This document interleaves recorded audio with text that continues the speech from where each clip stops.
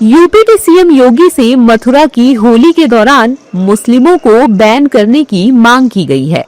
दरअसल ब्रज के विश्व प्रसिद्ध होली उत्सव को लेकर श्री कृष्ण जन्मभूमि मंदिर केस के मुख्य याचिकाकर्ता दिनेश फलाहारी महाराज ने यूपी के मुख्यमंत्री योगी आदित्यनाथ को चिट्ठी लिखकर मुस्लिमों को इस त्योहार से दूर रखने की मांग की है। अब इस मांग पर राजनीतिक प्रतिक्रियाएं भी आ रही हैं। बीजेपी इस पर क्या कुछ कह रही है, सुनिए। मुझे लगता है कि क्योंकि उन्होंने ये पत्र उत्तर प्रदेश के माननीय मुख्यमंत्री जी को लिखा है, तो मुख्यमंत्री जी इसका संज्ञान लेंगे। जो भी आवश्यक होगा विधान के अनुसार वो कार्रवाई अवश्य करेंगे। संतों का अपनी राय है, वो सरकार की राय नहीं कही जा सकती, उस पर क्या टिप्पणी ले रहे हो? संतों की राय है वो, क्योंकि निर्णय माननीय उच्चतम न्यायालय में विचाराधीन है, इसलिए उस पर कोई भी टिप्पणी करना उचित नहीं। आप सब भाई बंद भी हमारे, तो अपनी बातें हमारे मुंह से मत कहलाइए। यकीनन समाज, फिलहाल मैंने ये बयान नहीं सुना है, इसलिए मैं कोई प्रतिक्रिया नहीं दूंगी। हाँ, इतना जरूर कहूंगी कि सामाजिक सौहार्द बना रहना चाहिए और वो जिम्मेदारी सभी की है।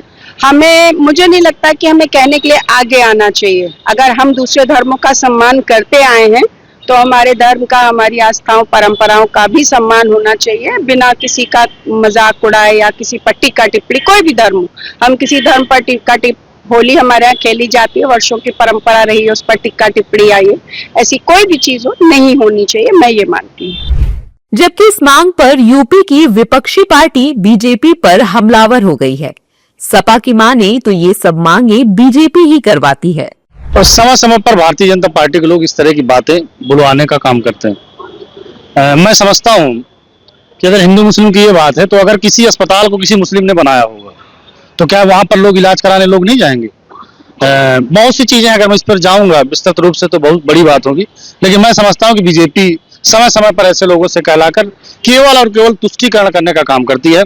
हिंदू मुस्लिम के अलावा भारतीय जनता पार्टी के पास और कोई भी उपाय नहीं है। मैं समझ सकता हूँ जो सामने विधानसभा की रोड जा रही है, अब इसमें कहते हैं कि किसी मुस्लिम ने काम किया होगा, मुस्लिम कोई ठेकेदार रहा होगा, तो उस पर आप नहीं जाएगा, तो ये मैं उचित नहीं समझता। लोकतंत्र की ये देश के लिए ठीक परंपरा नहीं है।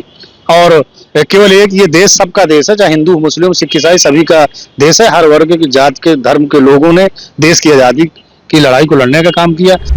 वहीं इस मांग के सामने आने के बाद साधु संत फलाहारी महाराज का समर्थन कर रहे हैं और कह रहे हैं ये मांग उचित है।